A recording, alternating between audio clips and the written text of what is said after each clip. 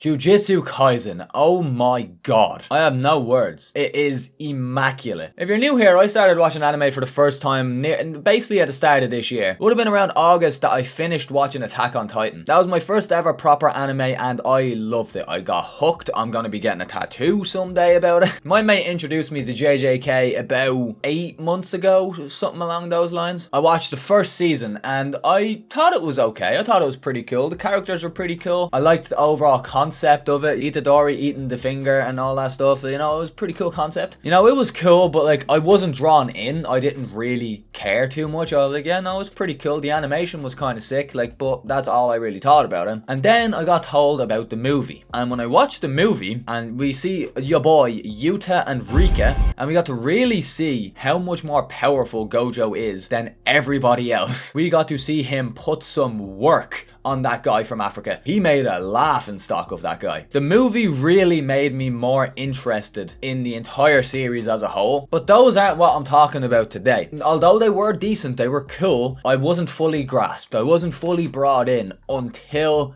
season 2. Oh my god. I watched as the episodes rolled out. Every single week, I was like jaw dropped to the floor. The season starts off with Gojo and Geto's backstory when they were both little teeny weeny boys in high school. But of course, this is the build up for Toji. Fucking Toji, bro. Toji is probably my third favorite character in the entire show. Hands down. I think my list goes Gojo, Toji, and then Sukuna. Sukuna's a dick. He's a prick. He's a bad man, but he's sick.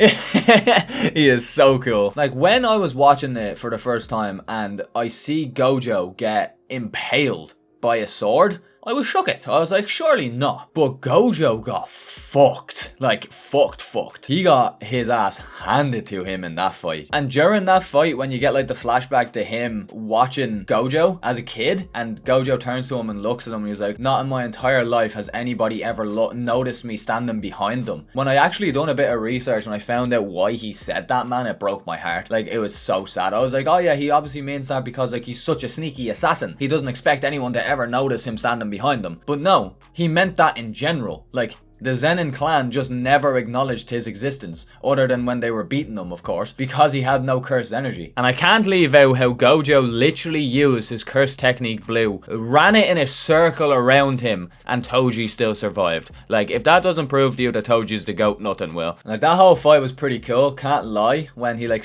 literally sliced down Gojo's entire body, sliced his legs, sliced his arms, and then like stabbed him in the head. I was like, that's it, out for the count. Geto, I'm not gonna lie, bro, I love Geto. Like, I was so sad to see his decline into madness during this season, because like he was so nice. He was such a gentle soul, bro. Yeah, no, I just really liked Geto. I thought he was really cool. Him and Gojo's chemistry was really fucking great. I see why they were best friends. That part when Toji's walking out of the tunnel after getting paid and all that stuff, and he just fucking sees Gojo like blurred in his vision from the sun, I was shooketh. I knew he was gonna survive, but I was still shocked. Gojo came back with a vengeance. He put Toji to work, man. And I love how fucking crazy Gojo is in this scene. He is just like, he has had a eureka moment, you know? He is like, you've done it now. And I love when they're talking and he's like, he says something along the lines of like, I can't wait to beat you, or something like that. And then Toji turns around and is like, the fight's only just getting started. And he was like,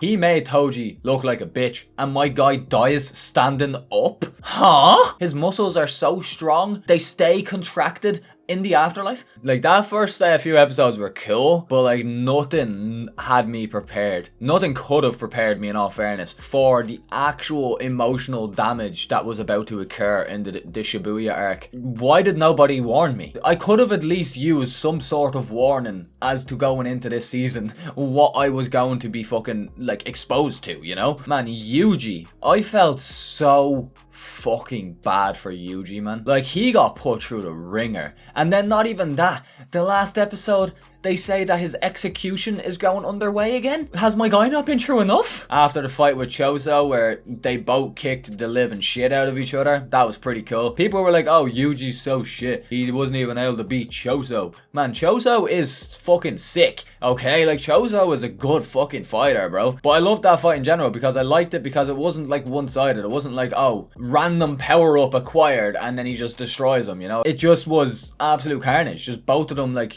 trading blows, both of them got fucked up, and then if only for Chozo having that like flashback memory of him and Yuji being like brothers, Yuji would have been dead. But because of this beatdown, we get the best episode in the entire fucking show, hands down. We get the 2 best fights, actually, other than the Maharaga fight. That was fucking so cool, bro. What I'm talking about is when Sukuna got fed the 10 fingers and the fight between Toji and Megumi. Bro, I have to take my hat off to Megumi. Let me talk about this one first. The fight between Toji and Megumi. The thing about that is, like, Toji is on autopilot now. He is designed to only go for the person with the most cursed energy. But everybody, including myself, was thinking, oh, he's gonna go for Nanami next, or he's gonna go for the head of the Zenin, since, you know, he was in the Zenin clan. The fact he went for Megumi was really fucking cool, because that really shows why Sukuna has a hard-on for Megumi, because he has so much potential that he doesn't even realize. He had the most cursed energy in that room after he was fighting with a special grade in a battle of domains. My guy is going to be OP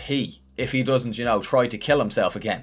But besides the point. But the fight that ensued, bro, goodness gracious me, he was giving Megumi a lesson. First thing that comes to mind for me is when, like, Megumi came over and was, like, trying to fight him, and my guy blocked every punch and counter-attacked with one hand. And the entire time, Megumi is just running for his fucking life. He's like, yeah, no, I ain't winning this one, chief. See you later.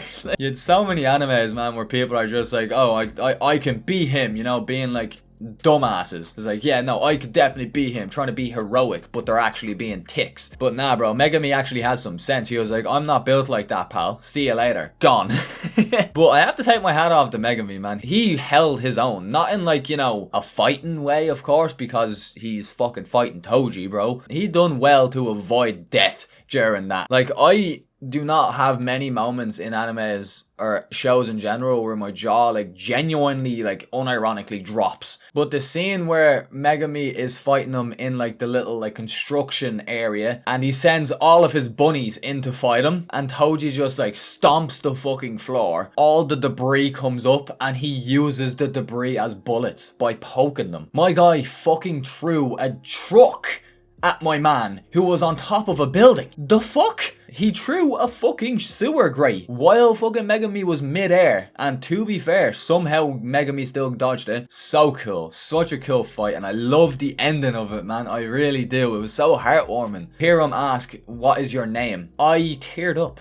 I'm not ashamed to admit it. I did tear up a lot because I was like, I know where this is going. And he was like, oh, Fushiguro. And he was like, so not Zenin? And then he stabs himself? The fuck? What a fucking legend, bro. And we have to talk about the fight with Sukuna versus Tojo, or Jogo, sorry. And so many of these names are similar. It's so hard for my little Irish brain to compute. Like, the entire premise of him versus Jogo's fight is, if Jogo gets a single hit on Sukuna, he will do whatever they want him to do. And my guy went to battle. Like, Jogo was putting in work. Like, he was fucking making buildings collapse together. He was making big giant explosions. And during that entire thing, he did not hit Sukuna once. That is fucked. And mid-fight, my guy has the time to go down to Panda and that other guy with the sword and be like, if you move before I say so, I will kill you, while a giant fucking building that's on fire is hurtling towards them. Like, my guy is having fun with this. The part at the end of the fight when Sukuna just turns to him, he's like, oh, how about I use your own specialty? And he just says, Fuga. Bro, the way he says Fuga gives me goosebumps every time. Fuga. Like, it's so cool. And then he just pulls out the fucking firebow.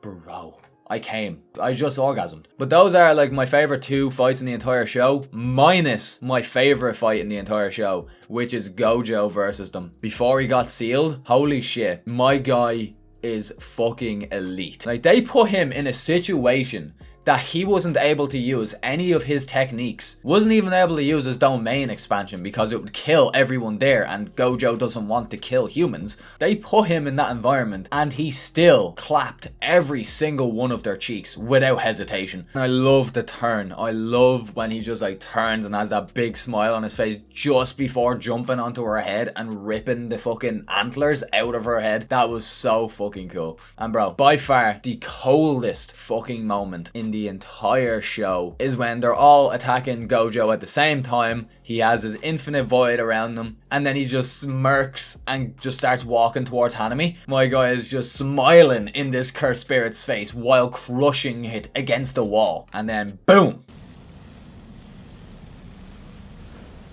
Tsugi. Oh.